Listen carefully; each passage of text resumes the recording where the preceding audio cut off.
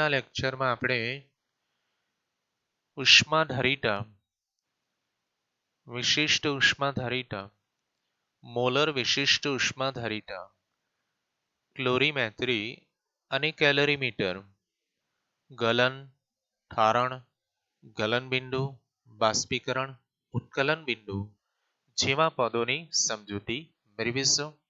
હવે પછીનું ચેપ્ટર શીખવા માટે આ બધા જ પદો ખૂબ જ અગત્યના છે. તો એમાંથી વ્યાખ્યા, એકમ અને પારિમાણિક સૂત્રો આપણે શીખવાનો પ્રયત્ન કરીશું. તો શરૂઆત કરીએ. પદાર્થની ઉષ્માધારિતા એટલે શું તેની વ્યાખ્યા, એકમ અને પારિમાણિક સૂત્ર લખો. પદાર્થની ઉષ્માધારિતા સમજાવો.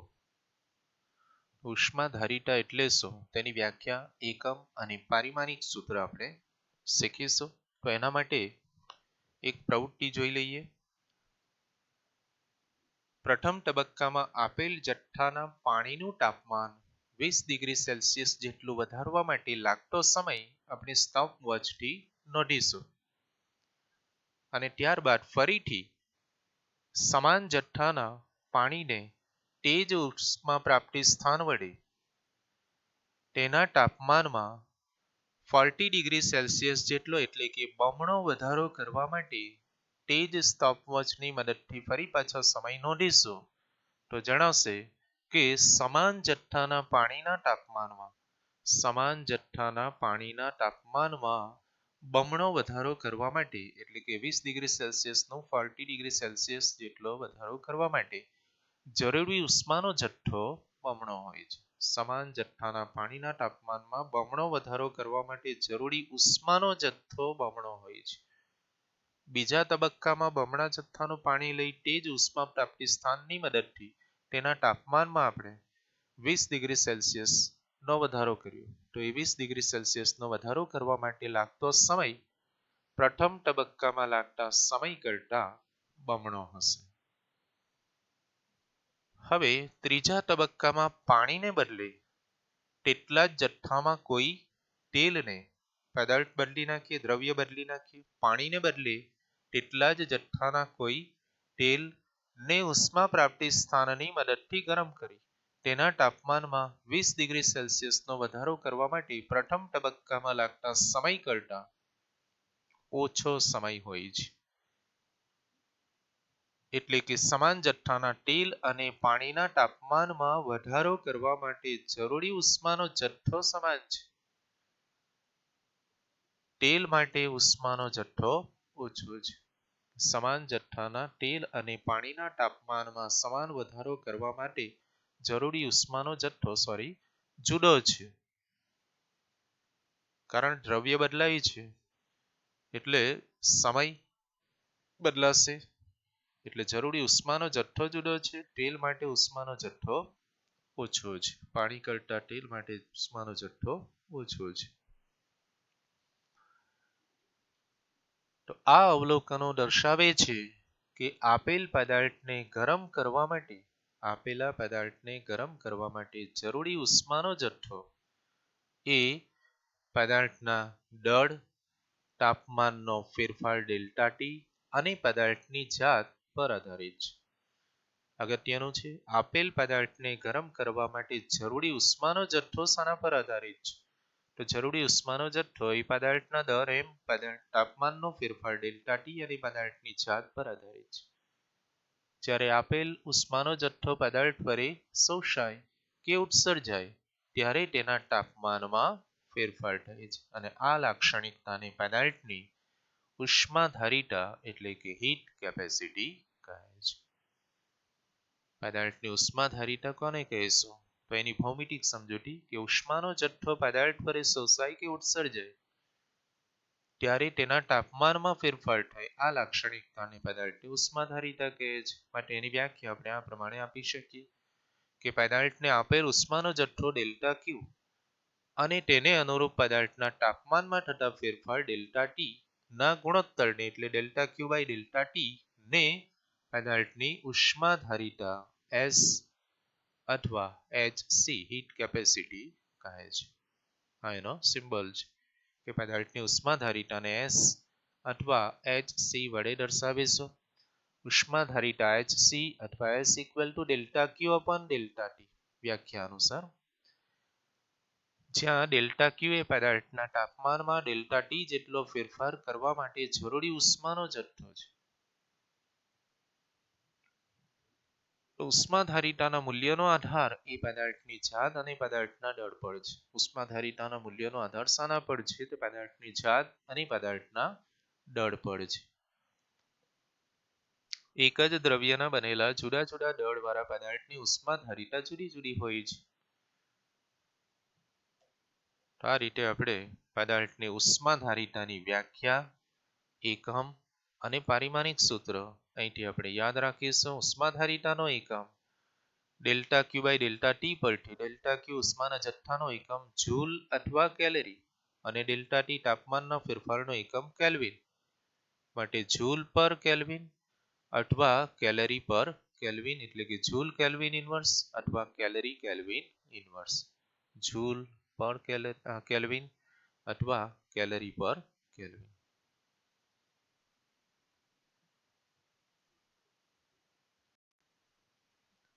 વિશિષ્ટ ઉષ્માધારિતા એટલે શું? તેનું સૂત્ર અને એકમ લખો અને તે શાના પર આધાર રાખીએ છીએ? તો એકમ દળ ધરાવતા પદાર્થના તાપમાનમાં એક એકમનો ફેરફાર કરવા માટે શોષાતા કે ઉત્સર્જાતી ઉષ્માના જથ્થાનું મૂલ્ય અનન્ય હોય છે. એક અને માત્ર એક હોય છે. એકમ દળ ધરાવતા દરેક પદાર્થના તાપમાનમાં એક એકમનો ફેરફાર કરવા માટે શોષાતી ઉષ્મા કે ઉત્સર્જાતી ઉષ્માના જથ્થાનું મૂલ્ય અનન્ય હોય છે. ઉષ્માના આ જથ્થાને તે પદાર્થની વિશિષ્ટ ઉષ્માધારિતા કે ટૂંકમાં વિશિષ્ટ ઉષ્મા કહે છે. જો m દળ ધરાવતા પદાર્થના તાપમાનમાં ડેલ્ટા T જેટલો ફેરફાર કરવા માટે શોષાતી કે ઉત્સર્જાતો ઉષ્માનો જથ્થો ડેલ્ટા Q હોય તો પદાર્થની ઉષ્માધારિતા વ્યાખ્યા અનુસાર small s equal to capital S upon m, જ્યાં કેપિટલ S પદાર્થની ઉષ્માધારિતા છે. એનું મૂલ્ય અગાઉ આપણે શોધી ગયા, delta Q upon delta T, એટલે small s equal to delta Q upon m into delta T. તો આના પરથી આપણે વ્યાખ્યા સરળતાથી યાદ રાખી શકીએ કે પદાર્થના તાપમાનમાં એક એકમ જેટલો ફેરફાર કરવા માટે જરૂરી ઉષ્માના જથ્થાને પદાર્થની વિશિષ્ટ ઉષ્માધારિતા કહે છે. એટલે કે m દળના પદાર્થના તાપમાનમાં ડેલ્ટા T જેટલો ફેરફાર કરવા માટે જરૂરી ઉષ્માનો જથ્થો ડેલ્ટા Q ને પદાર્થની વિશિષ્ટ ઉષ્માધારિતા કહે છે. માટે delta Q equal to ms delta T. દાખલા કે MCQ સોલ્વ કરવા માટે ખૂબ જ અગત્યનું સૂત્ર છે કે પદાર્થ વડે શોષાતી કે ઉત્સર્જાતી ઉષ્માનો જથ્થો delta Q equal to ms delta T. વિશિષ્ટ ઉષ્માધારિતાનું મૂલ્ય શાના પર આધાર રાખે છે? તો વિશિષ્ટ ઉષ્માધારિતાનું મૂલ્ય પણ પદાર્થની જાત અને તેના તાપમાન પર આધાર રાખે છે. વિશિષ્ટ ઉષ્માધારિતાનો SI એકમ delta Q upon m into delta T પરથી જૂલ પર કિલોગ્રામ કેલ્વિન, જૂલ પર કિલોગ્રામ કેલ્વિન એટલે joule kilogram inverse kelvin inverse અથવા જૂલની જગ્યાએ calorie kilogram inverse kelvin inverse છે. અને CGS એકમ કેલરી ગ્રામ ઇન્વર્સ કેલ્વિન ઇન્વર્સ છે. પારિમાણિક સૂત્ર m0 L2 T-2 kelvin inverse. આ રીતે આપણે વિશિષ્ટ ઉષ્માધારિતાની વ્યાખ્યા, એકમ અને પારિમાણિક સૂત્ર અને તેનું મૂલ્ય શાના પર આધાર રાખીએ છીએ આટલું યાદ રાખી શકીએ. વાયુની મોલર વિશિષ્ટ ઉષ્માધારિતા એટલે શું? તેનો એકમ લખો. જો પદાર્થનો જથ્થાનો ઉલ્લેખ m, પદાર્થના જથ્થાનો ઉલ્લેખ દળ m kg ના બદલે મોલ મ્યુ ના પદમાં દર્શાવવામાં આવે, પદાર્થના જથ્થાનો ઉલ્લેખ દળ m એ kg ના બદલે મોલ મ્યુ ના પદમાં દર્શાવવામાં આવે તો વ્યાખ્યાયિત થતી વિશિષ્ટ ઉષ્માધારિતાને મોલર વિશિષ્ટ ઉષ્માધારિતા કહીશું અને તેને કેપિટલ C સંકેતથી દર્શાવાય છે. તો વાયુના 1 મોલ દીઠ મ્યુ બરાબર 1 મોલ. 1 મોલ દીઠ તેના તાપમાનમાં 1 એકમ એટલે 1 કેલ્વિન કે 1 ડિગ્રી સેલ્સિયસ જેટલો ફેરફાર કરવા માટે જરૂરી ઉષ્માના જથ્થાને વાયુની મોલર વિશિષ્ટ ઉષ્માધારિતા કહે છે. માટે C equal to S upon mu, જ્યાં મ્યુ વાયુની મોલ સંખ્યા, S વિશિષ્ટ ઉષ્માધારિતા. માટે મોલર વિશિષ્ટ ઉષ્માધારિતા capital C equal to S by mu. S નું મૂલ્ય આપણે જાણીએ છીએ, delta Q upon delta T, જ્યાં S એ પદાર્થની વિશિષ્ટ ઉષ્માધારિતા છે. તો મોલર વિશિષ્ટ ઉષ્માધારિતાના મૂલ્યનો આધાર એ વાયુના પ્રકાર અને તાપમાન પર છે. મોલર વિશિષ્ટ ઉષ્માધારિતાના મૂલ્યનો આધાર વાયુના પ્રકાર અને તાપમાન પર છે. મોલર વિશિષ્ટ ઉષ્માધારિતાનો SI એકમ જૂલ, મોલ ઇનવર્સ મ્યુ નો એકમ મોલ ઇનવર્સ, ડેલ્ટા ટી નો એકમ કેલ્વિન ઇનવર્સ, એટલે જૂલ પર મોલ કેલ્વિન અથવા joule mall inverse kelvin inverse છે. વાયુઓ માટે મોલર વિશિષ્ટ ઉષ્માધારિતા આપણે બે રીતે મેળવી શકીએ, અચળ કદે મોલર વિશિષ્ટ ઉષ્મા અને અચળ દબાણે મોલર વિશિષ્ટ ઉષ્માધારિતા. આ રીતે અચળ કદે અને અચળ દબાણે મોલર વિશિષ્ટ ઉષ્માધારિતાની વ્યાખ્યા આપણે લખીશું. તો અચળ દબાણે મોલર વિશિષ્ટ ઉષ્માધારિતા એટલે શું? એને આપણે Cp વડે દર્શાવીશું. દબાણ માટે P અને મોલર વિશિષ્ટ ઉષ્માધારિતાનો સિમ્બોલ કેપિટલ C, એટલે અચળ દબાણે મોલર વિશિષ્ટ ઉષ્માધારિતા Cp. વાયુનું દબાણ અચળ રાખીને 1 મોલ વાયુનું દબાણ અચળ રાખીને તેના તાપમાનમાં 1 કેલ્વિન કે 1 સેલ્સિયસનો ફેરફાર કરવા માટે જરૂરી ઉષ્માના જથ્થાને તે વાયુની અચળ દબાણે મોલર વિશિષ્ટ ઉષ્માધારિતા Cp કહે છે.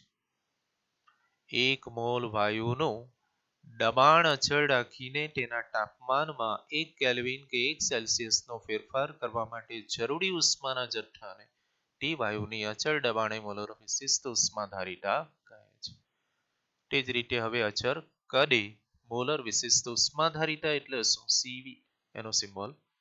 તો અહીં દબાણની જગ્યાએ આપણે કદ મૂકી દઈશું, એટલે અચળ કદે મોલર વિશિષ્ટ ઉષ્માધારિતાની વ્યાખ્યા મળી જશે કે 1 મોલ વાયુનું કદ અચળ રાખીને 1 મોલ વાયુનું કદ અચળ રાખીને તેના તાપમાનમાં 1 કેલ્વિન કે 1 સેલ્સિયસનો ફેરફાર કરવા માટે જરૂરી ઉષ્માના જથ્થાને અચળ કદે મોલર વિશિષ્ટ ઉષ્માધારિતા કહે છે.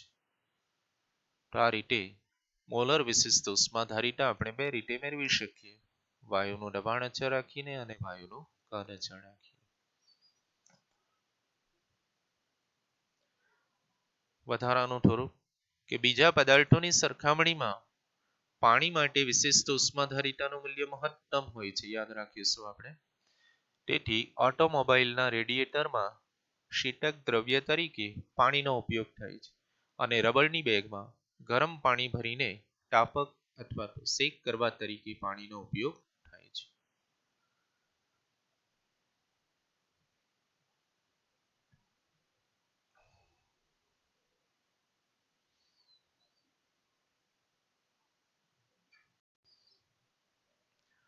ક્લોરીમેટ્રી એટલે શું? કેલરીમીટર એટલે શું? એ કેલરીમીટરનો સિદ્ધાંત અને રચના સમજાવો. તો ક્લોરીમેટ્રી એટલે ઉષ્માનું માપન. ઉષ્માના માપનને આપણે ક્લોરીમેટ્રી કહીશું. અને ઉષ્માનું માપન કરી શકે એવી રચના, તે સાધનને કેલરીમીટર કહે છે. ક્લોરીમેટ્રી એટલે ઉષ્માનું માપન અને ઉષ્માનું માપન કરી શકે તેવી રચનાને કેલરીમીટર કહે છે. તંત્ર અને તેના પરિસર વચ્ચે ઉષ્માનો વિનિમય થતો ન હોય તો તેવા તંત્રને અલગ કરેલું તંત્ર કહે છે. અલગ કરેલું તંત્ર એટલે શું?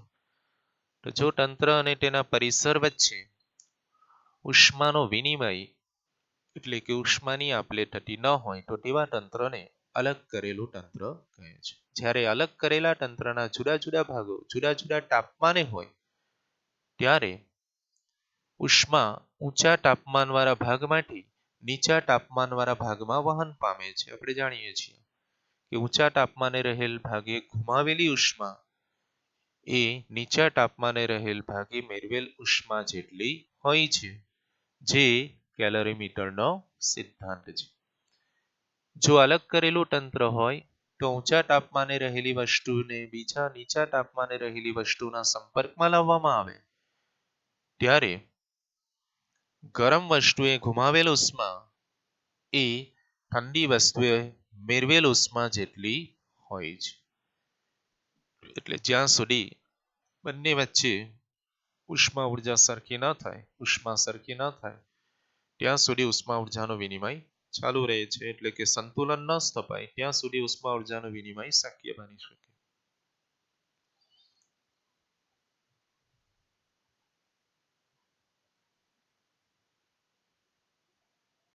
હવે કેલરીમીટરની આપણે રચના જોઈશું. પ્રયોગશાળામાં આ સાધન આપણે જોઈશું. જ્યારે પ્રયોગશાળામાં પ્રયોગ કરવા માટે આવશું ત્યારે આપણે આ સાધન જોઈશું. એની રચના જોઈ લઈએ. કેલરીમીટર એ તાંબા કે એલ્યુમિનિયમનું બનેલું પાત્ર છે અને તેમાં તેજ ધાતુનું ભેરક એટલે કે સ્તિરળ હોય છે. આ પાત્રને લાકડાના ખોખામાં એક આવરણમાં મૂકવામાં આવે છે કે જે ઉષ્માના અવાહક પદાર્થો જેવા કે ગ્લાસ વૂલ, કાચ, ઊન વગેરેનું બનેલું હોય છે. એ કેલરીમીટરમાં બહારનું લાકડાનું આવરણ ઉષ્માના અવાહક તરીકે વર્તે છે અને અંદરના પાત્રમાં થતો ઉષ્માનો વ્યય ઘટાડે છે. કેલરીમીટરના ઉપરના ઢાંકણમાં એક એવું છિદ્ર હોય છે કે જેમાંથી કેલરીમીટરમાં પારાવાળું થર્મોમીટર દાખલ કરવામાં આવે છે અને તેની મદદથી આપણે તાપમાન માપી શકીએ.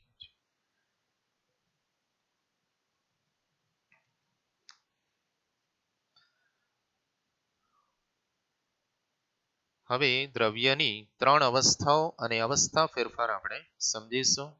તો દ્રવ્યની ત્રણ અવસ્થાઓ આપણે જાણીએ છીએ: ઘન, પ્રવાહી અને વાયુ. દ્રવ્યની એક અવસ્થામાંથી બીજી અવસ્થામાં થતા રૂપાંતરણને અવસ્થા ફેરફાર કહીશું. દ્રવ્યની એક અવસ્થામાંથી બીજી અવસ્થામાં એટલે કે ઘનમાંથી પ્રવાહીમાં કે પ્રવાહીમાંથી વાયુમાં કે વાયુમાંથી ઘનમાં થતા રૂપાંતરણને અવસ્થા ફેરફાર કહીશું. બે સામાન્ય અવસ્થા ફેરફાર ઘનમાંથી પ્રવાહી અને પ્રવાહીમાંથી વાયુ અને વાયુમાંથી પ્રવાહી અને પ્રવાહીમાંથી ઘન છે. જ્યારે પદાર્થ અને તેના પરિસર વચ્ચે ઉષ્માનો વિનિમય થાય ત્યારે અવસ્થા ફેરફાર થાય છે કહી શકીએ. આ રીતે આપણે આ દ્રવ્યની ત્રણ અવસ્થાઓ ઘન, પ્રવાહી અને વાયુ નો અવસ્થા ફેરફાર ને રિલેટેડ ભૌતિક રાશિઓ ગલન, ઠારણ, બાષ્પીકરણ વગેરે સમજીશું.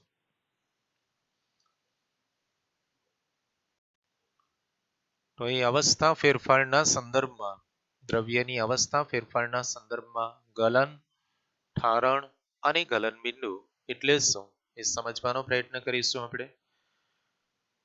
કે ઘન અવસ્થામાંથી પ્રવાહી અવસ્થામાં દ્રવ્યની ઘન અવસ્થામાંથી પ્રવાહી અવસ્થામાં થતા રૂપાંતરણને ગલન એટલે કે મેલ્ટિંગ અને પ્રવાહી અવસ્થામાંથી ફરી પાછું ઘન અવસ્થામાં થતા રૂપાંતરણને ઠારણ એટલે કે ફ્યુઝન કહે છે. ઘન અવસ્થામાંથી પ્રવાહી અવસ્થામાં થતા રૂપાંતરણને ગલન કહીશું અને પ્રવાહી અવસ્થામાંથી ઘન અવસ્થામાં થતા રૂપાંતરણને ઠારણ કહે છે. સમગ્ર પદાર્થની એક અવસ્થામાંથી બીજી અવસ્થાના રૂપાંતરણ દરમિયાન તાપમાન અચળ રહે છે.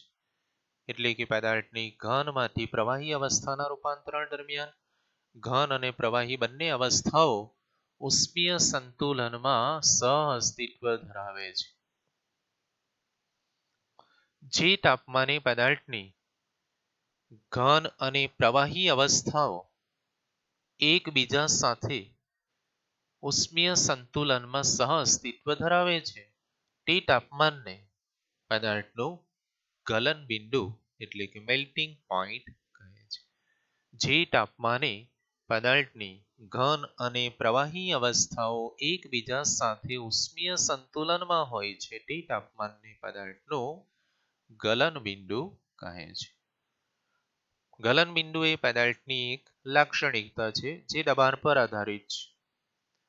સામાન્ય વાતાવરણના દબાણે પદાર્થના ગલન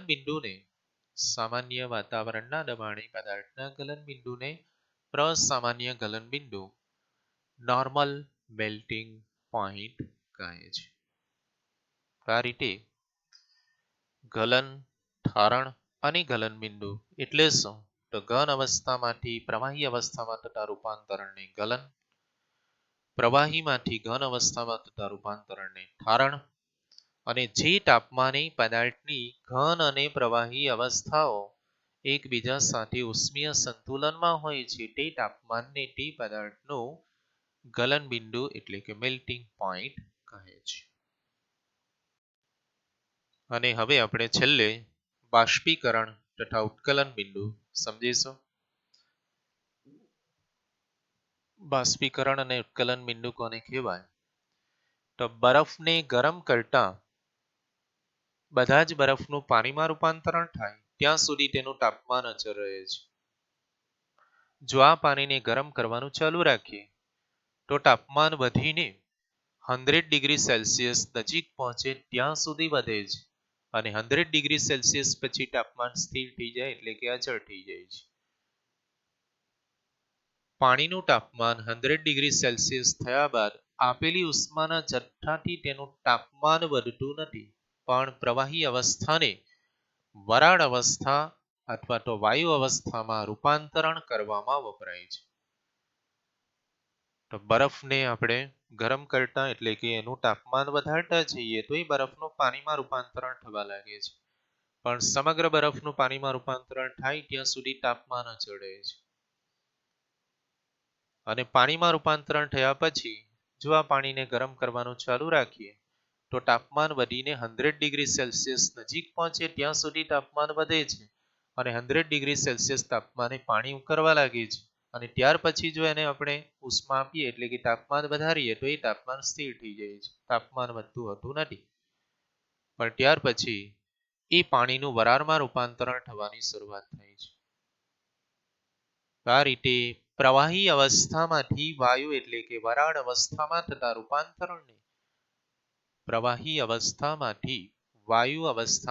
રૂપાંતરણને બાષ્પીકરણ એટલે કે વેપરાઇઝેશન કહે છે. ગલન, ઠારણ અને બાષ્પીકરણ એ ત્રણ શબ્દો આપણે યાદ રાખવાના છે.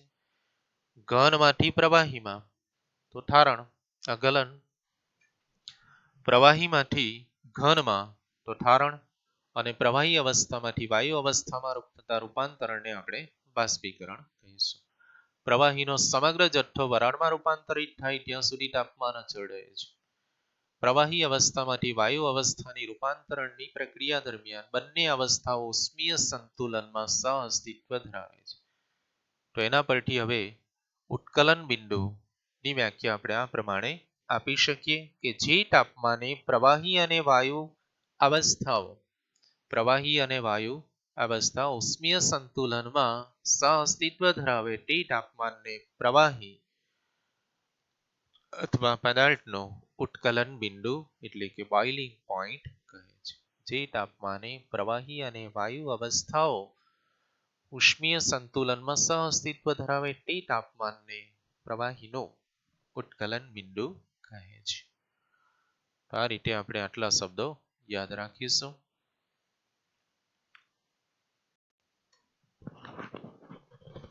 નાના પ્રશ્નો, શોર્ટ ક્વેશ્ચન્સ આપણે જોઈશું. પહાડી ક્ષેત્રમાં ખોરાક રાંધવાનું શા માટે મુશ્કેલ છે, શા માટે કઠિન છે? તો પૃથ્વીની સપાટીથી જેમ ઊંચે જઈએ તેમ વાતાવરણનું દબાણ ઘટે છે. પહાડી ક્ષેત્રમાં વધુ ઊંચાઈએ વાતાવરણનું દબાણ નીચું હોવાને કારણે દરિયાની સપાટીની સરખામણીમાં પાણીનું ઉત્કલન બિંદુ નીચું હોય છે. પહાડી ક્ષેત્રમાં વધુ ઊંચાઈએ વાતાવરણનું દબાણ હોવાને કારણે દરિયાની સપાટીની સરખામણીમાં પાણીનું ઉત્કલન બિંદુ ઊંચું હોય છે. તેથી રાંધતી વખતે ખોરાકને પૂરતી ઉષ્મા મળતી હોતી નથી અને એને કારણે ખોરાક કાચો રહે છે. તેથી પહાડી ક્ષેત્રમાં ખોરાક રાંધવાનું મુશ્કેલ છે. બીજો પ્રશ્ન જોઈશું.